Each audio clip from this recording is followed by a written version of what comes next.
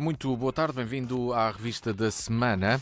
Boa tarde, Silvério Cunha. Boa tarde, José Faustino. Bem-vindos ao programa desta semana, onde vamos continuar a falar da crise e da guerra que se vive na Ucrânia. É um tema que vai ser aqui abordado a partir de vários subtópicos que partem deste mesmo assunto.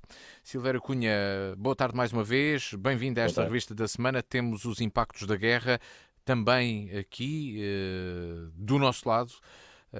Fala-se em ricochete das sanções. Ora, a subida dos custos de energia já levou que muitas empresas, nomeadamente de cerâmica e de siderurgia, anunciassem a entrada em layoff, tanto em Portugal como noutros países europeus. Os agricultores antecipam grandes prejuízos devido aos contratos de fornecimento já existentes para campanhas como a do tomate e de outros produtos cujo preço foi fixado antes da guerra.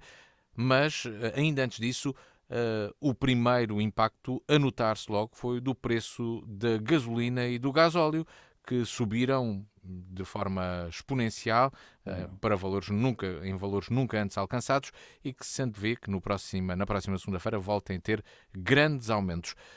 Que impactos é que vamos ter mais na nossa economia? O que é que vai acontecer? Será possível antecipar? Ora, muito boa tarde. Bem, é evidente que os impactos, eu tenho dado a ler, enfim, alguns pareceres, algumas entrevistas. Ainda hoje o antigo Ministro da Economia, o professor Caldeira Cabral, penso eu, ahm, veio também a terreiro, enfim, dar a sua opinião sobre o que pensa, digamos, que serão os impactos.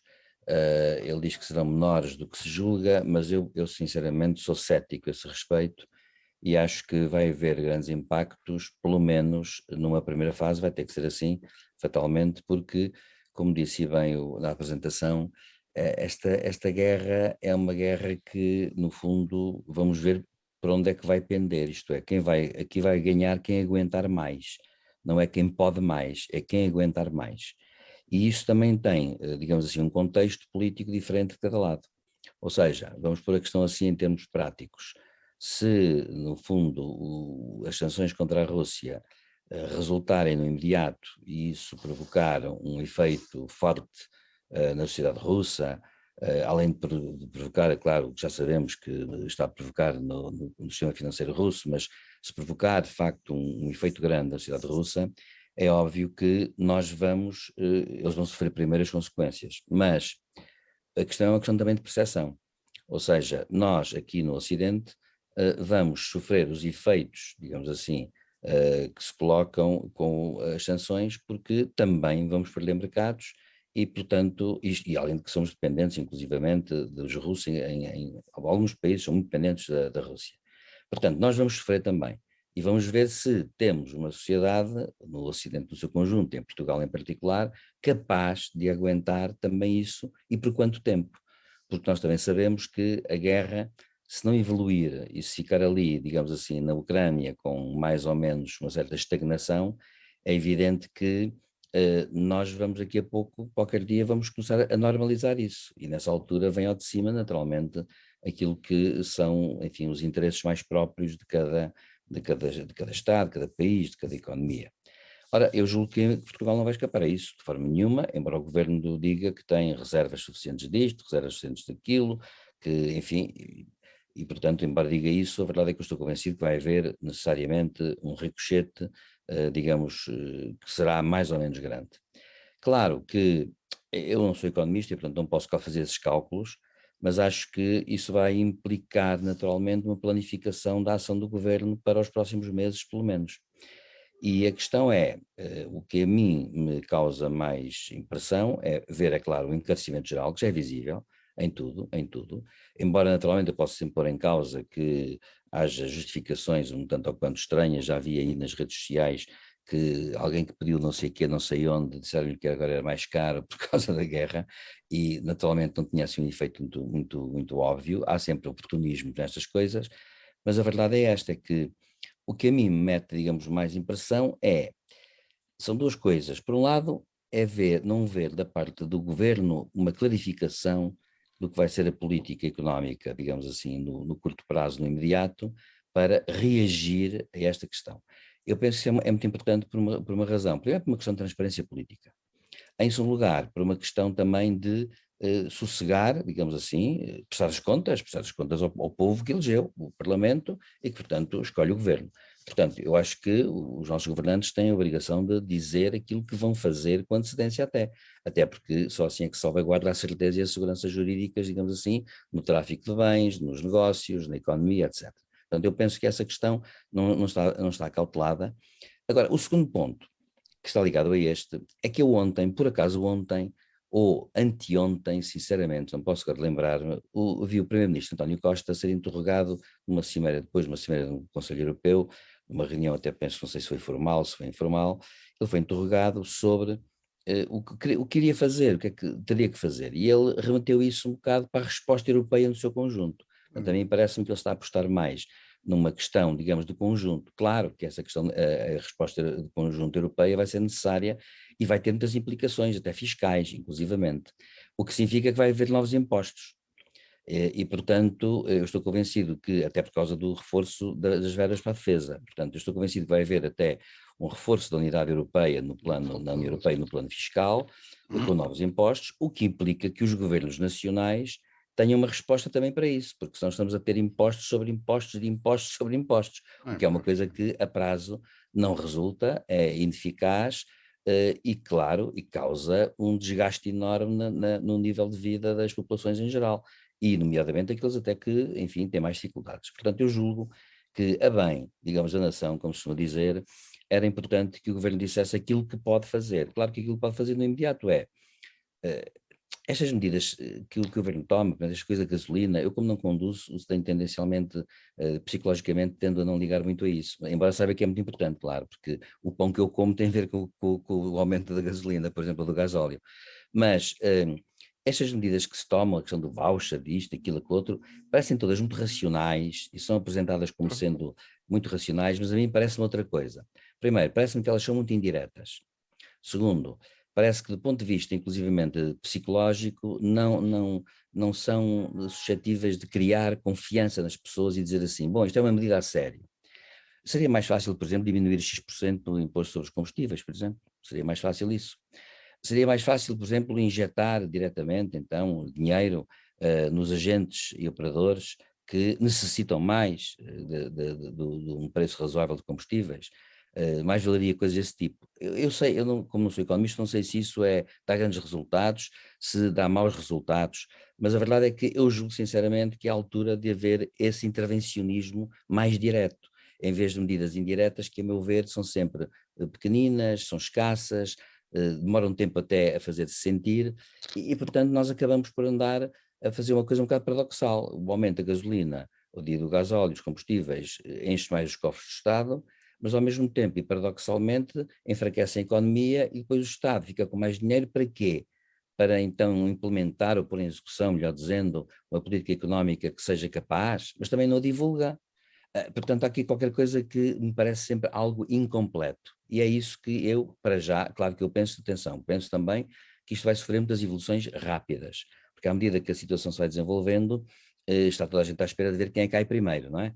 E à medida que esta situação se for desenvolvendo, é evidente que os governos tenderão, digamos, a tomar outras medidas. Portanto, eu julgo que nós estamos ainda no princípio de um processo que vai ter consequências de médio prazo, pelo menos, muito profundas. Portanto, o que eu para já posso dizer em termos imediatos é que gostaria mais de ver, enfim, que aumento, uma diminuição dos impostos, por exemplo, do que estas medidas indiretas, que por muito racionais que sejam, a meu ver, são também burocráticas, também implicam gastos a esse nível, toda a gente sabe que isso tem gastos, implica, portanto, qualquer maneira implica despesas, portanto, também e não me parecem ser claras, quer dizer, eu não fico assim, eu não fico satisfeito por saber que de 5 euros passei a ter um voucher de 20 euros, porque depois apareceu na televisão um ministro, um secretário de Estado a explicar que isso era a diferença, era racional, porque era uma diferença que não sei o quê, explicava essa coisa mediante um raciocínio um bocado rebuscado, que eu acho que a sociedade no seu conjunto não entende. E não entende também, agora por fim, para acabar, não entende também por uma razão, porque como disse o Matias e bem, o que está a acontecer há coisas imediatas que estão a acontecer. Por exemplo, essa questão que colocou dos preços ajustados antes da crise e que agora vão causar um grande prejuízo. É evidente que uma medida imediata tem que ser a de, neste momento, o Estado suportar esse prejuízo. e a auxiliar diretamente quem está a tê-lo. Tem que ser assim. Não há outra forma de resolver o problema. E para o público em geral, digamos assim, para todos em geral, não se pode estar a carregar nos preços a pontos completamente estratosféricos, digamos assim. Por isso é que eu não fico satisfeito com esta, digamos, este silêncio ou esta timidez, digamos assim, do governo nas medidas imediatas. Eu até penso que para serem imediatas deviam ser medidas de estrondo, que isso é que seriam, digamos, eficazes, seria um choque positivo neste caso.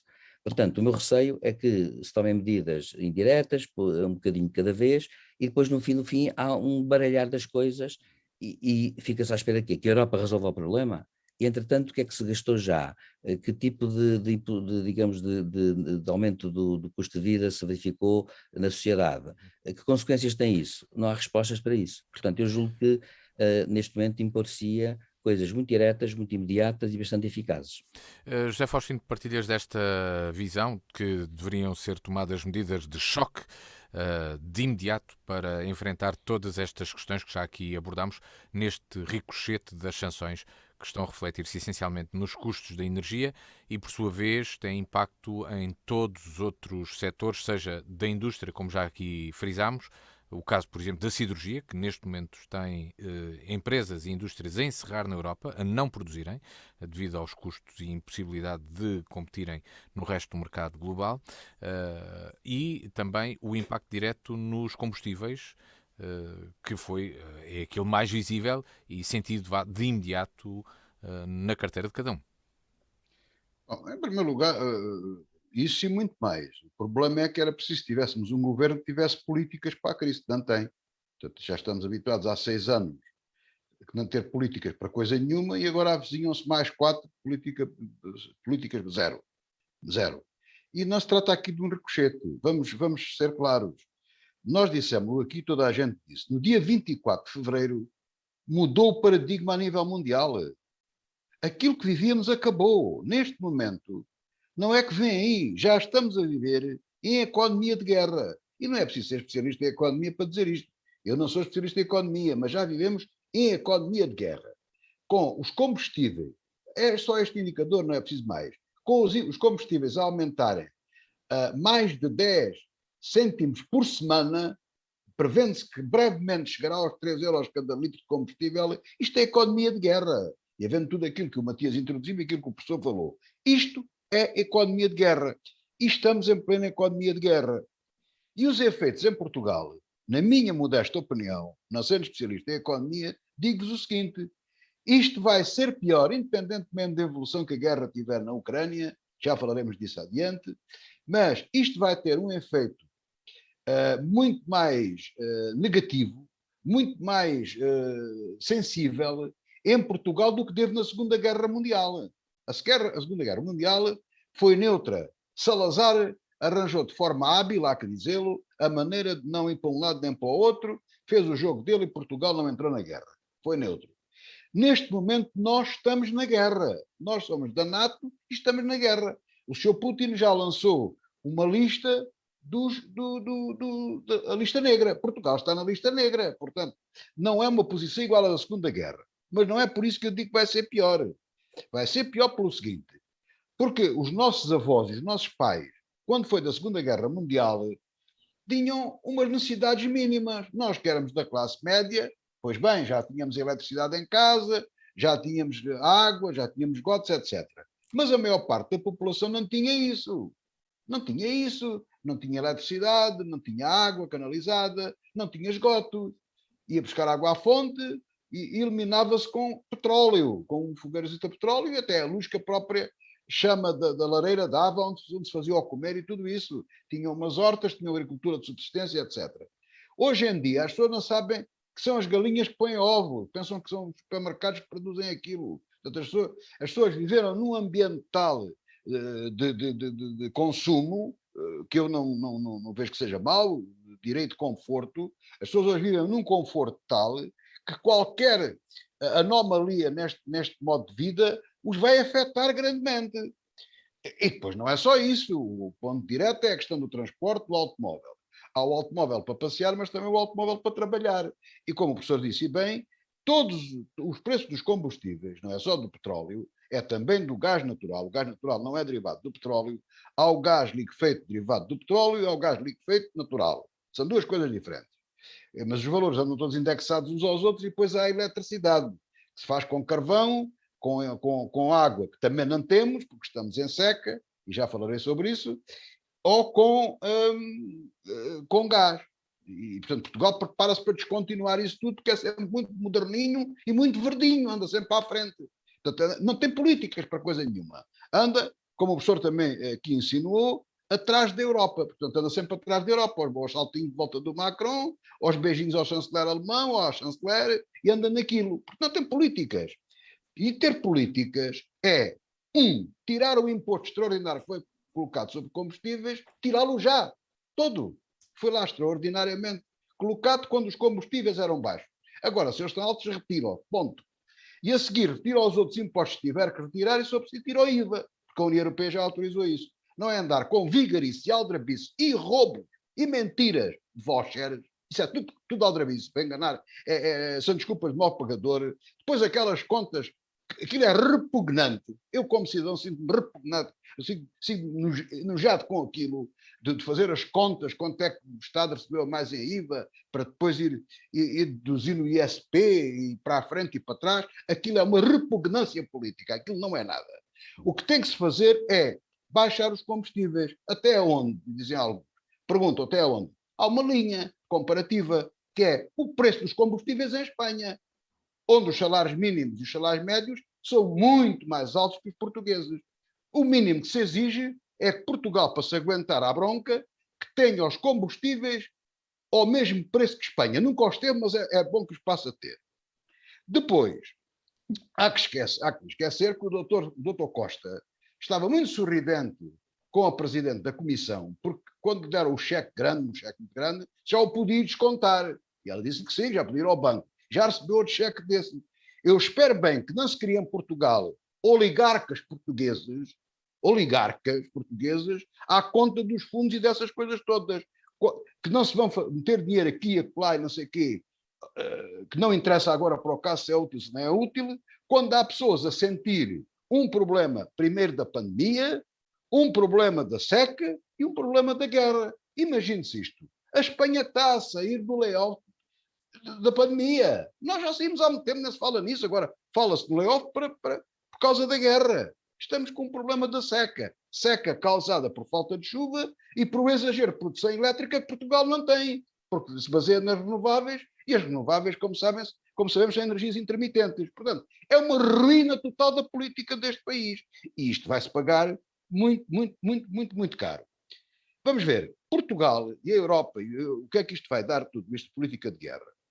Vai dar aquilo que agora os economistas chamam a estagflação. Eu nem sei dizer isto bem. Estagflação, que é uma mistura do decréscimo, da estagnação da economia, vamos assim dizer, com a subida da inflação e mais o desemprego.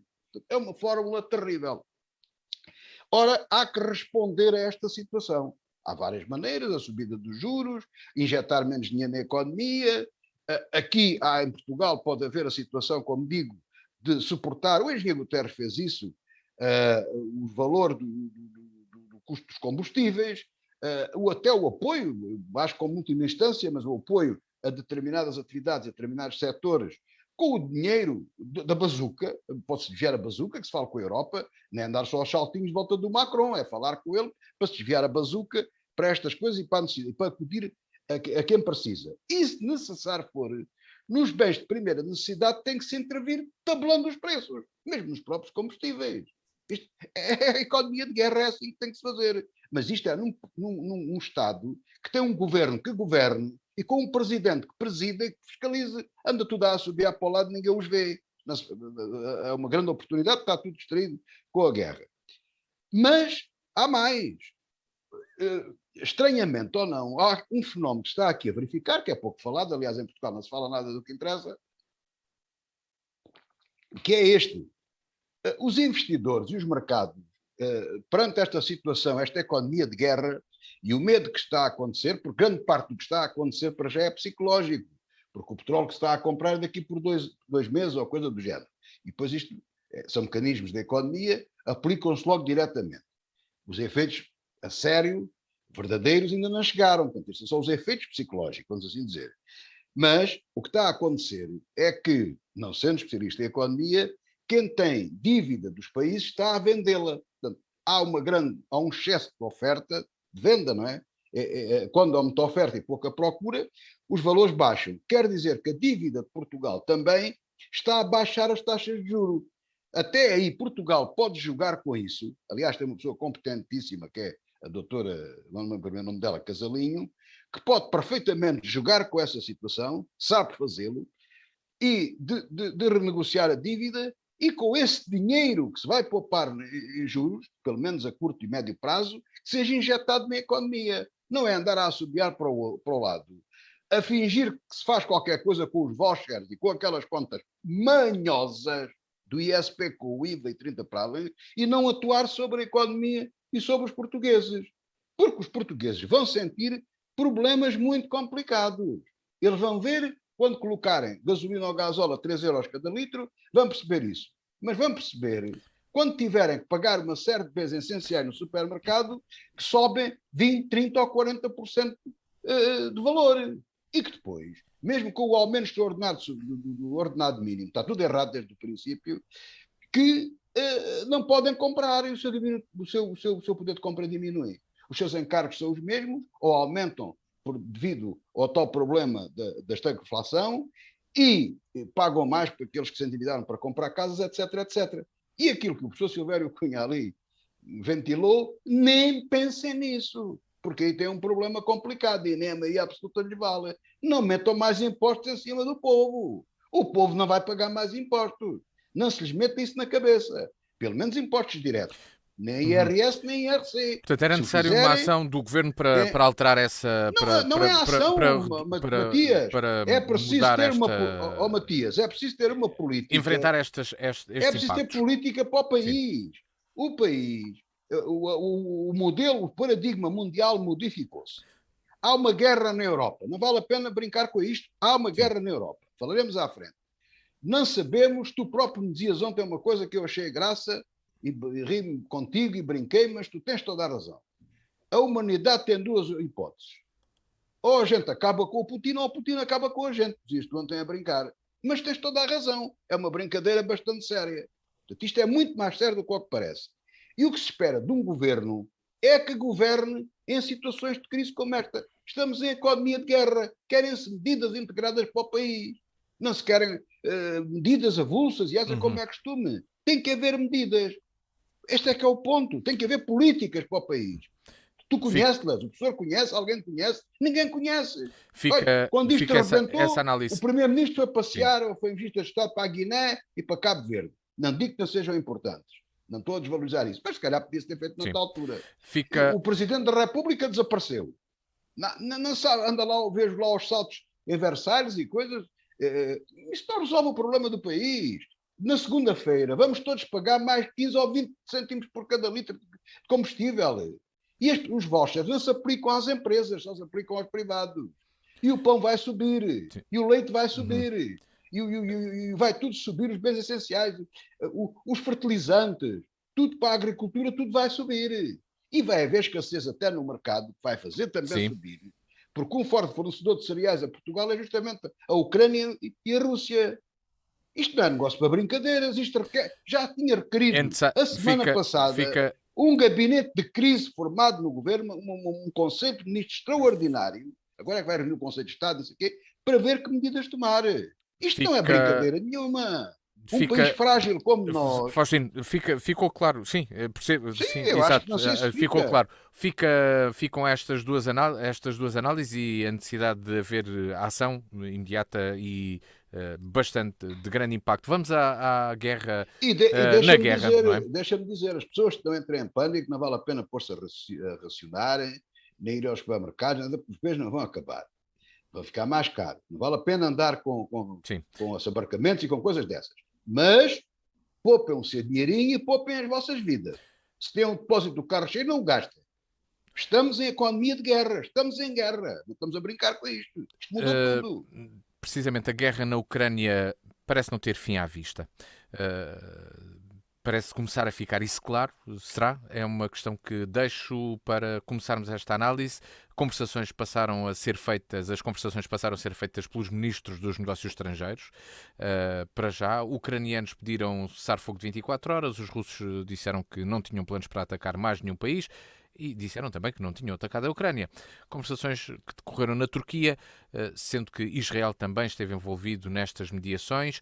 E a China estará apenas a ver ou estará a atuar? Para já, levantou também alguns controlos cambiais do lado chinês, o que fez com que a moeda russa também afundasse já rapidamente face à moeda chinesa.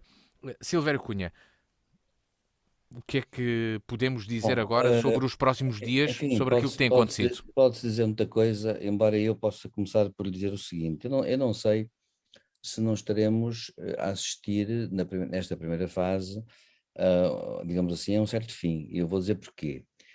Quando digo fim, naturalmente não é um fim que tem que explicar. Eu penso que a Rússia, é evidente, a Rússia não se meteu nesta operação militar especial, como disse Putin, que é a guerra, não se meteu nisto para perder.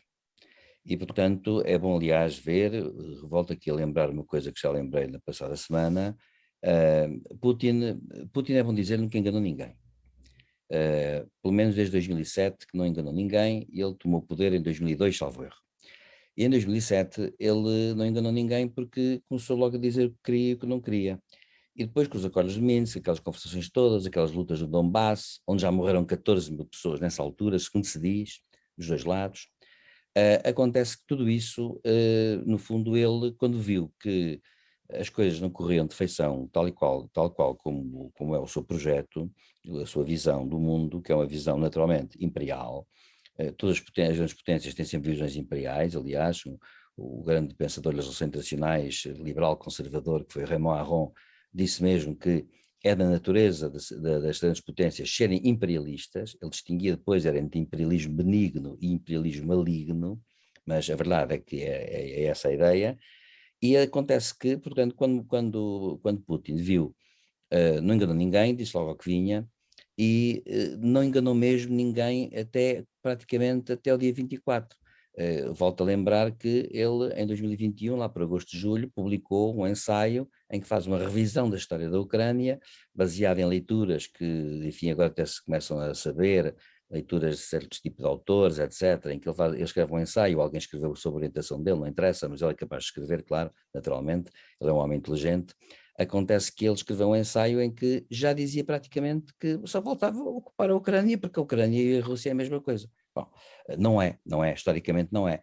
A Ucrânia o que se passa ali é uma coisa que também deve dizer-se, que vai, e eu vou avançar para explicar o meu ponto de vista, mas o que se passa ali é complexo porque aí a história é muito determinante. Nós aqui em Portugal é que não damos por isso, julgamos que a história territorial e geográfica não tem importância porque nós somos um Estado-nação antes de haver Estados-nação. Ou seja, nós desde 1240 que temos mais ou menos aqui o mesmo retângulo aqui na Europa.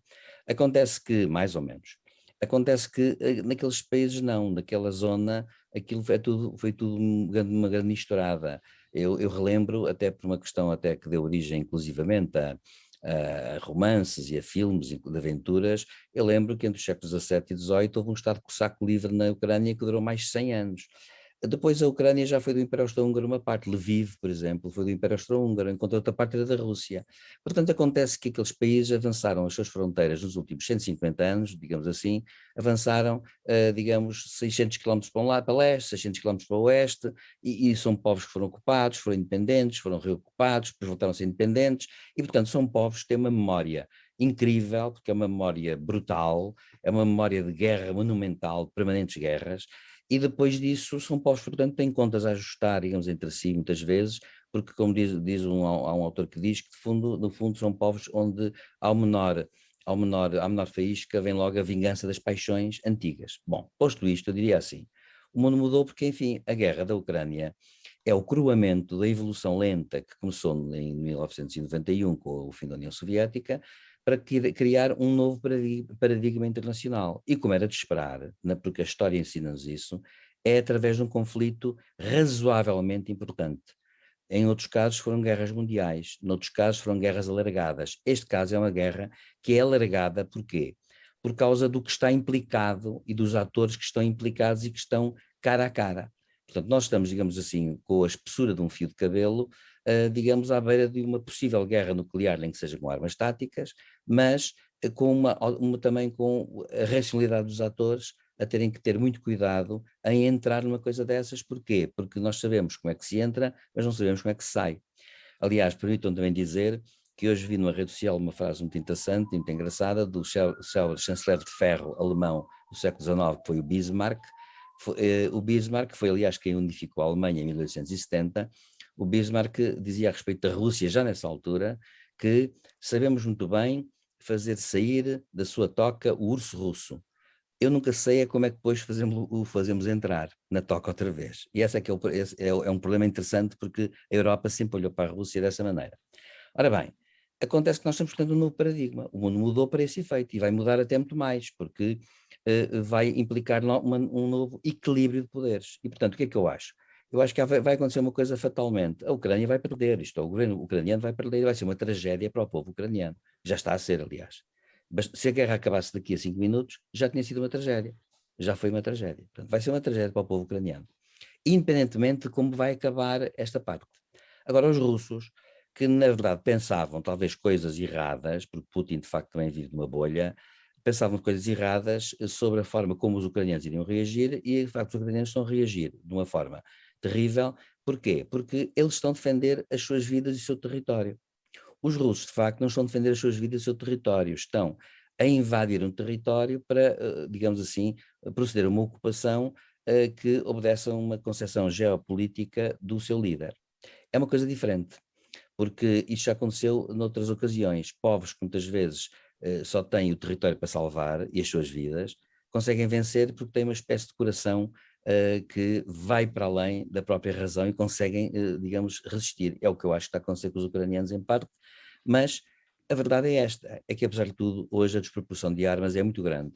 E portanto eu julgo com toda a franqueza que a Rússia está a dar passos para realmente pôr a Ucrânia de joelhos por completo. Nomeadamente, hoje, por exemplo, pela primeira vez, os russos bombardearam a parte oeste da Ucrânia, muito próxima já da fronteira do país da NATO, para inutilizar certos aeródromos, aeroportos, etc., militares, para inutilizar toda a resistência ucraniana. O que é que vai acontecer, portanto? É que eu julgo que esta primeira fase da guerra vai ser mesmo assim. A Rússia vai querer impor condições, pondo a Ucrânia de joelhos. Ao mesmo tempo, o Matias perguntou uma coisa que é importante, é o comportamento agora a nível global. A China, por exemplo, por um lado, não quer dar muitos pretextos para dizer que os russos fazem muito bem. Porquê? Porque isso não é conveniente para os seus pressupostos, para a questão de nunca se meterem nos assuntos internos de um Estado, e por aí fora. Portanto, acontece que à China isso não interessa por uma questão, ele lembra-se logo de Taiwan, não é? Mas, por outro lado, a China também quer ver, de certa forma, a Rússia de joelhos. Quer ver a Rússia de joelhos porquê? Porque isso convém-lhes que a Rússia venha pedir batatinhas à China. Portanto, a China está a pensar em potenciar tudo isso a seu favor para com o seu inimigo, adversário principal, que são os Estados Unidos. E os Estados Unidos andam agora com um problema grave, que é este, é que por um lado tem que estar no Pacífico com os seus aliados, por outro lado tem que estar com os europeus, porque realmente não há alternativa. E esta é uma questão muito importante. Porquê? Porque os Estados Unidos, uma vez eu deixo-me dizer isto ainda, que eu depois calo logo, mas eu uma vez ouvi o professor Adriano Moreira numa conferência, enfim, ele é uma pessoa que sabe muito de relações internacionais, ele fez uma conferência em que, no fundo, ele disse assim, chamou a atenção para um ponto curioso, é que os Estados Unidos, na Primeira Guerra, pagaram a sua guerra toda. Na Segunda Guerra, pagaram a guerra toda dos aliados e com o plano Marshall depois pagaram tudo. Quando foi Vietnã, os Estados Unidos pagaram a guerra do Vietnã. Quando foi, no entanto, a guerra do Golfo em 91, já não foram os Estados Unidos a pagar, foi o Japão, foi a Arábia Saudita, que pagou com outros bens e géneros. Não entraram na guerra, mas em contrapartida pagaram. Os alemães, portanto, também pagaram. Depois, quando vem tudo o resto, a guerra do Kosovo, a intervenção, a guerra do Afeganistão, a intervenção no Iraque, os Estados Unidos não conseguiram pagar essa guerra. A guerra no Iraque custava 177 milhões de dólares por dia. Bom, e isso obrigou naturalmente a medidas que acabaram como se viu o ano passado com aquela cena toda em Cabul. Ora bem, portanto, há um mundo que está de facto a mudar, E acontece que o novo equilíbrio de forças é que vai estabelecer a partir daqui. Ora, eu julgo com toda a franqueza que a primeira fase da guerra que vai ser longa, porque o reequilíbrio de forças vai naturalmente ter até, provavelmente, outras situações graves que vamos ainda assistir, Uhum. e esse equilíbrio de forças vai obrigar a uma coisa e por fim, a isto, que é, a primeira fase é a Ucrânia, Putin não sairá da Ucrânia sem alguma coisa. Portanto, vai ter que se ceder. A segunda parte é que, de facto, a Ucrânia deu um grande exemplo e está a causar uma moça grande no poder russo. Mas, na verdade, acontece que para haver uma saída minimamente airosa, já no meio da tragédia, para a tragédia não ser completa, é preciso que houvesse um interlocutor capaz de ser um interlocutor fiável para ambas as partes e com poder suficiente para impor umas soluções ou cedências. E neste momento eu só vejo uma hipótese, não é a Turquia, não é Israel, mas por exemplo, a China poderia desempenhar essa função. Agora, a China também não está interessada nisso, porque a China não está interessada em fazer favores também ao Ocidente, Para já, ao então, contrário do que está pensa. só a observar.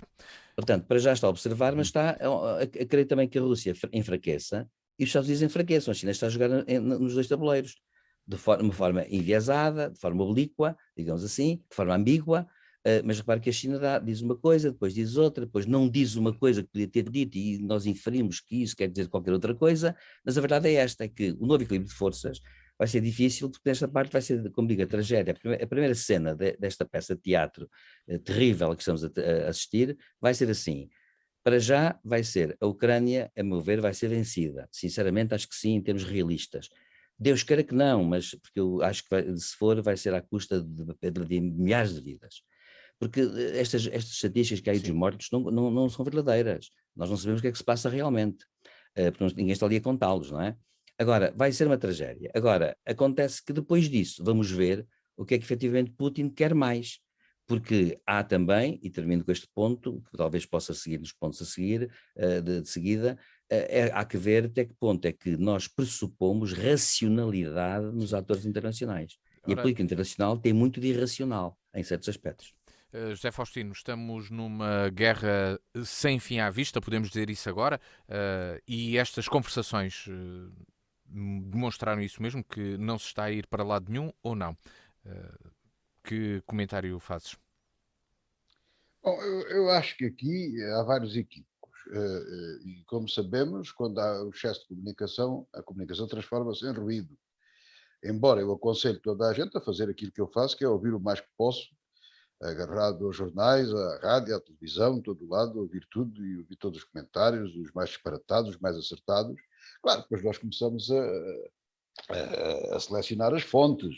E sabemos que eu não tenho a infelicidade de usar redes sociais, não é por isso, mas às vezes por defeito vejo umas coisas por outras, e no outro dia tenho visto, não sei como, aparece-me no telemóvel uns vídeos de propaganda russos de equipamento, super equipamento, umas coisas, tudo aquilo está muito bem feito, muito bem organizado, e eu, estando longe de tudo isso, até eu não fujo a isso. Claro que tenho capacidade, ou juro que tenho, para filtrar essas coisas e percebo o que é que ali está a passar. O que é certo é que, à parte de tudo isso, o fim à vista ou não, não se sabe de facto. E não se sabe por vários motivos e por vários posicionamentos e diversas coisas. Eu digo aqui, vou dizer a primeira vez, uma coisa que é esta. O povo ucraniano está movido, de facto, de uma vontade determinante em não se deixar subjugar como já foi subjugado pela União Soviética. E eles não se esqueceram disso. Portanto, eles nem querem mais comunismo. Agora pode ter outro nome qualquer, no fundo não é muito diferente. E pese, embora as boas ou más intenções, não é agora para o caso, não quero comprar aqui nenhuma polémica com isso. O que digo é que os ucranianos querem continuar no rumo em que eles estavam, não é uma coisa perfeita, mas tinham uma esperança de melhor vida, de mais liberdade, de economia, de entrada para a União Europeia, quiçá de entrada para a NATO, para ficarem protegidos do poder do czar / União Soviética. Infelizmente não foram a tempo disso e eles agora foram invadidos e estão determinados a lutar até à morte, porque de facto estão entre a espada e a parede, entre a vida e a morte, e estão determinados nisso. Tem um grande líder, veio-se a mostrar um grande líder, O Zelensky, de facto, é um indivíduo extraordinário, com bom poder de comunicação, um tipo resistente, um tipo simples, mas a determinação e tudo aquilo que ele é pode o levar também à teimosia, porque não sabemos se ele, em determinada altura, dependendo do avanço das tropas russas, o que não significa nada de especial em termos de estratégia militar, significa tomar conta de uma cidade em ruínas, seja Kiev ou seja outra qualquer. Portanto, isto, se nós nos lembrarmos dos tempos que não são nossos, da Idade Média, havia, na época medieval, os cercos aos castelos, portanto havia o problema do cerco, que os russos utilizam novamente pelo cansaço E pela fome. e pela fome, por tudo, cercar as cidades, a fortaleza. João Faustino, dá-me licença. Faça favor. Só para dizer uma coisa que hoje vi, dizem que a Mariupol, que está a ser realmente severissimamente bombardeada, que neste momento a escassez de alimentos e medicamentos é total, de água e tudo, de tal maneira que já começaram as pilhagens e já começou a haver banditismo, e há pessoas que já estão a roubar às outras comida, o que mostra também que os humanos também têm limites na capacidade de aguentar, digamos, juntos os sacrifícios, não é? Pois é, eu vi na televisão um indivíduo a roubar um supermercado que roubou uma bola, não sei se ele ia jogar, fazer alguma partida com os vizinhos, não é? Portanto, perante a descompostura de uma vizinha ou de alguém que roubou uma bola, mas que é isso? E ele envergonhou-se e atirou a bola para o chão, isso foi visto aí.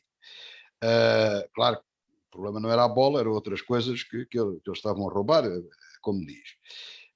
Mas os sitiados, portanto, rendiam-se conforme a fome, comiam-se uns aos outros, tudo isso. É isso que estamos a viver.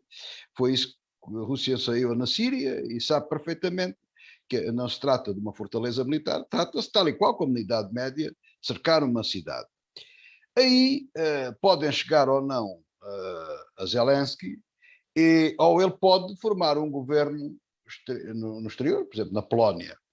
E aí o tempo, mas se não for ele, será uma senhora que é vice-presidente ou alguém há de fazer isso, e aquilo está de facto para durar, porque ninguém vai engolir esta ofensiva russa. Depois há aqui um ponto que o Matias colocou, que são as questões das conversações. Aquelas conversações entre os ministros dos negócios estrangeiros foi como costuma dizer, uma conversa para inglês ver. Aquilo não teve efeito nenhum, e a Rússia quis dizer, a Ucrânia alinha tudo em todas as oportunidades que lhe aparecem, me parece que faz bem. Mas o ministro dos negócios estrangeiros veio dizer que não é aqui que se discutem os problemas que queres discutir, isso é lá na Bielorrússia, naqueles encontros que tem havido, ali é que se vai discutir. A gente aqui é só para trocar umas impressões, ou seja, nada. Ou seja, o que é que a Rússia pretendeu dizer? Pretendeu dizer que estava a recusar um terceiro país a servir como intermediário e recusou-se a ter reuniões àquele nível. Portanto, penso eu que a visão deles é um nível de defesa, um nível de militares, de gente que representa a guerra, e que, naturalmente, como temos defendido, a Rússia quer negociar já numa posição quase de rendição, quer negociar a rendição. É evidente que se o governo persistir, o governo da Ucrânia, a rendição nunca existirá, porque haverá sempre resistência, haverá tiro, tipo como no Afeganistão, e nunca mais aquilo tem conserto absolutamente. Há aqui duas coisas que eu também quero dizer. A este propósito, os temas são muito complicados, eu peço desculpa de não focar todos os pontos, mas lá iremos a pouco e pouco, e infelizmente isto está para durar. Eu tenho cá para mim, e Putin, o professor Silvério Cunha disse que Putin não enganou ninguém. Bom, há um que ele enganou, foi a mim. Inclusive disse aqui, fiz algumas análises erradas, e já pedi desculpa por isso, e nunca me arrependo de pedir desculpa aos nossos ouvintes, pelo máximo respeito que tenho, que isto aqui não é para brincarmos, é para tratarmos coisas sérias, mas eu pensei que Putin e a estratégia da Rússia não chegaria tão longe e não tinha ambições tão longe. Não consegui perceber, errei, mas agora começo a perceber e se calhar é ao contrário, agora é tudo pelo exagero. É aquele princípio, ou ele nos acaba connosco ou nós acabamos com ele. Portanto, aliás, essa situação pôs-se com o Hitler, Churchill, era exatamente aquilo que dizia e que infelizmente teve razão. Eu parece-me evidente que não há grande diferença entre Putin e Hitler, naquilo que defendem, está lá tudo aquilo que se leu, aquilo que se estudou sobre a Segunda Guerra, o espaço vital, a grande nação russa, a crença da raça, até a crença religiosa, mais ou menos metafísica, está lá tudo, a fórmula é toda igualzinha. E, portanto, na minha opinião, Putin não está disposto a parar, nem a Rússia vai parar. E quando Zelensky diz que tomem atenção, que se não pararem agora vão ter problemas, era o que dizia o Churchill. Parece que é uma conversa de retórica, mas não, eu estou convencido que aquilo é verdadeiro. Quanto mais tempo passar, pior. O problema é que ninguém, eu próprio, se tivesse poder para isso, também não me atrevia, se calhar, a fazê-lo, a desencadear uma possível terceira guerra mundial. Mas eu estou convencido, e Deus queira que esteja enganado, que vai ser o próprio Putin que vai dar asa que isso aconteça. Porque o professor disse, e bem, que hoje ele já andou a minar lá para o lado do oeste, lá para o pé da Polónia, lá para o lado como é que se chama a cidade? É Lviv. Não, Lviv. foi outra cidade, mas próxima da Polónia. Sim, ali próximo de Lviv, sim, já anda para aqueles lados. Eu palpita-me que mais dia, menos dia, que há de haver um raio de um míssil ou uma coisa como uma peça, um obus de artilharia, uma coisa qualquer, que vai, por um erro, coisas do destino, que passa a fronteira da Polónia. E aí, meus caros amigos, não há hipótese. A NATO tem que responder imediatamente.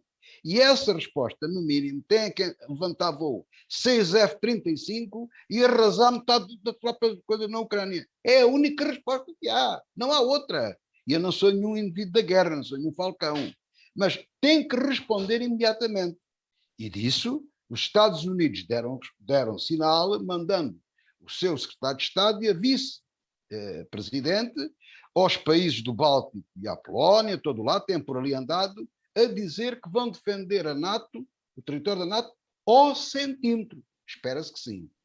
Por engano ou por não, ou sem engano, um projétil, nem que seja uma bala de espingarda que passe para o lado da Polónia, aplica-se o artigo 5º e a Rússia tem que levar. Pronto. Há perigo nuclear, é a vida. Mais cedo ou mais tarde é o que tem que acontecer. E isso não há absolutamente dúvidas nenhumas. Eu palpito-me que isso vai acontecer. Em relação, nós temos aqui tendência muito para a geopolítica, para estas coisas. A China. A China tem aqui um problema e é bom que ninguém se iluda com isso. A China não consegue suportar a economia russa. Não chega, não tem dinheiro para isso. Não é possível. A China não lhe interessa, é evidente, a China o que mais lhe interessa é estar como está, sempre numa posição de observação, estamos de acordo com vocês, mas com vocês também não estamos contra, e a gente quer a rota da China, a gente quer o bem disto tudo e tal. A China tem outros objetivos, tem outras coisas em que pensar.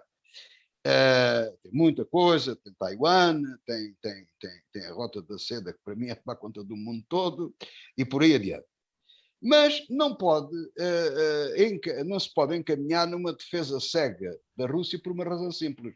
Porque não tem suporte económico, nem militar, nem de coisa nenhuma para suportar a Rússia. Não tem. Esqueçamos isso. Vamos esquecer isso. Uhum.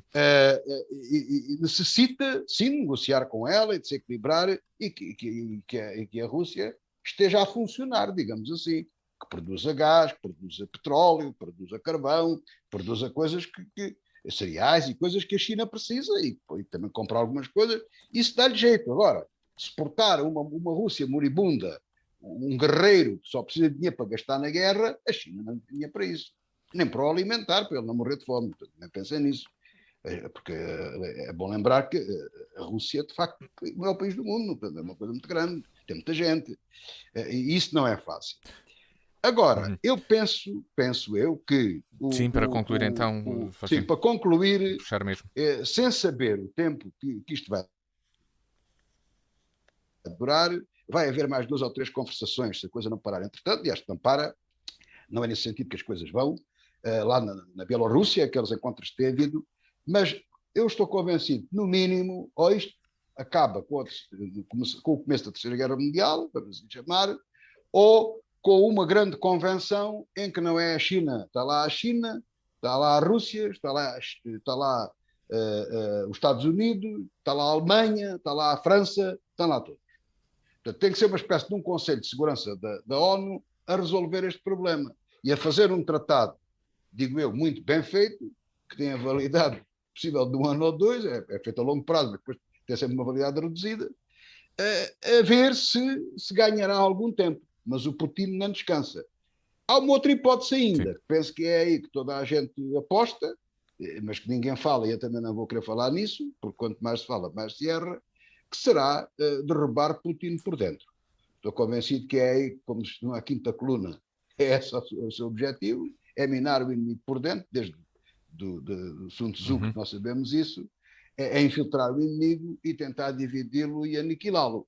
Portanto, isso está a ser feito com certeza e espero que se consiga fazer isso. Chegamos... Mas são as saídas possíveis, que aqui vês, 3. Sim. Portanto, resumindo, a quinta coluna, portanto, minar por dentro, a iniciar a Terceira Guerra Mundial ou uma grande convenção de paz no âmbito quase do Conselho de Segurança da ONU. Ora, esta guerra, e na reta final do programa falamos sobre a crise humanitária. A ONU aponta para 2,5 milhões de refugiados já neste momento. Em Portugal já há perto de 6 mil pedidos de proteção. Como podem Portugal e a Europa acolher tantas pessoas? O que é que os Estados podem fazer, Silvério Cunha? Bem, E como é que claro estão a agir, naturalmente? À partida ao dever de acolhimento, mas, enfim, à partida os Estados podem fazer. Agora, muito que é acolher as pessoas e dar-lhes proteção e inseri-las, digamos, nos seus países respectivos, em termos que assegurem estabilidade económica, social e outras. E outra. Agora, a questão é um bocado esta, é que eu julgo que, entretanto, nós ainda não assistimos digamos, à dimensão real do número de refugiados que pode vir a existir. A ONU chegou a falar em 7 milhões, possíveis 7 milhões, neste momento acho que é 2,6, mas se ultrapassar os 3, 4 milhões, isso vai colocar um problema de certa forma novo também, e um desafio novo aos países ocidentais. E nessa altura isso vai obrigar a uma reorganização também desses países, porque se houver 4 milhões de refugiados, é muita gente e, portanto, vai ser necessário, digamos assim, diversificar, vai ser necessário fazer várias coisas, e até porque esses refugiados vão também influenciar os países europeus. No caso português, fala-se em mais 5 mil, não é? Que já foram emitidos os vistos de proteção temporária. Bom, se vierem de facto já cá estiveram mais ucranianos, aliás, em tempos, e portanto estamos a assistir a uma vinda, digamos, de novos refugiados. Eu em princípio nunca vejo com maus olhos isso, porque penso que de certa forma renovam, digamos assim, o tecido social, e ainda por cima num país envelhecido como o nosso, isso é necessário. Portanto, eu não vejo que isso seja um problema, digamos assim, de fundo. É uma tragédia, sim, humanitária, porque eu estou convencido de que nestes milhões todos, nestas estatísticas todas, na verdade, há uma data de gente que está esquecida, e é uma data de gente que já morreu e que nunca ninguém se vai lembrar, são daqui a muitos anos, é que farão alguns historiadores, digamos assim, as estimativas mais ou menos próximas, digamos assim, da realidade. E, portanto, acontece que é uma tragédia também para uma nação que de facto se vê completamente destroçada e completamente incapacitada. E essas pessoas que vêm para cá também vêm com grandes traumas, digamos assim, traumas de guerra. E isso vai ser também um problema que vai produzir efeitos secundários, necessariamente, e nós temos que estar preparados para isso no bom sentido do termo. Ou seja, o acolhimento tem que ser generoso, mas tem que ser, digamos, de integração, e, portanto, para isso vai ser preciso fazer um grande esforço dentro de cada país.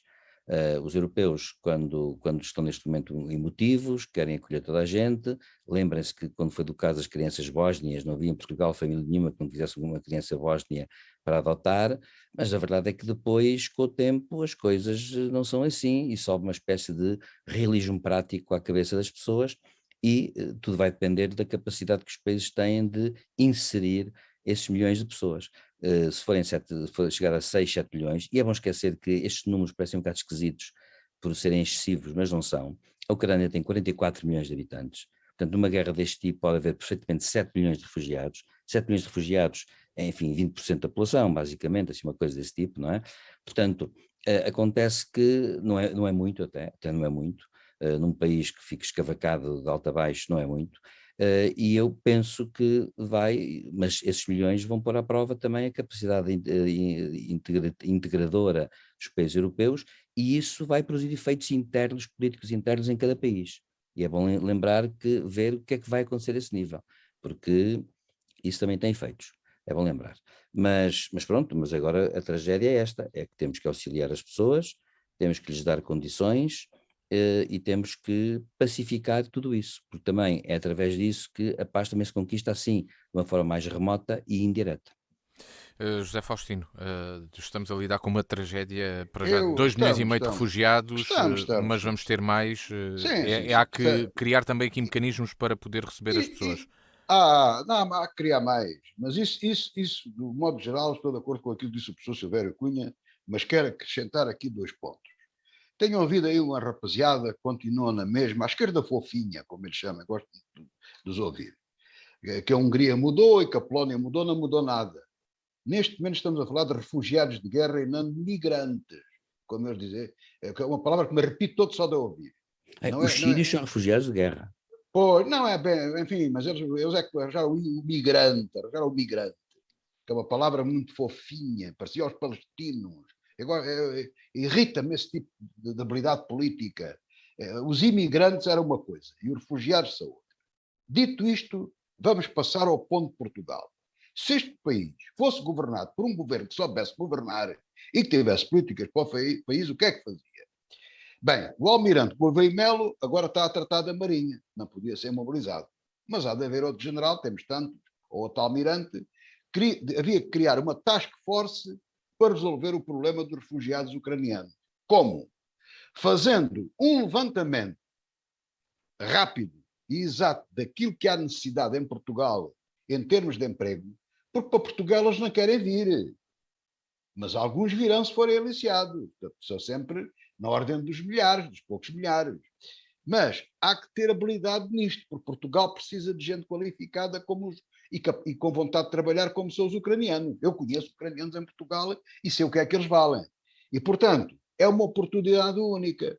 Essa tal task force, munida das necessidades, para saber mais ou menos o que é que acontecia, não era estar à espera do levantamento, era sair imediatamente e em força para a Roménia, para a Polónia e para todos os países que estão à volta da Ucrânia e montar lá uma barraca em cada país ao pé das fronteiras todas, a dizer Portugal, bem-vindos, posto de recepção a Portugal, tal, tal, tal.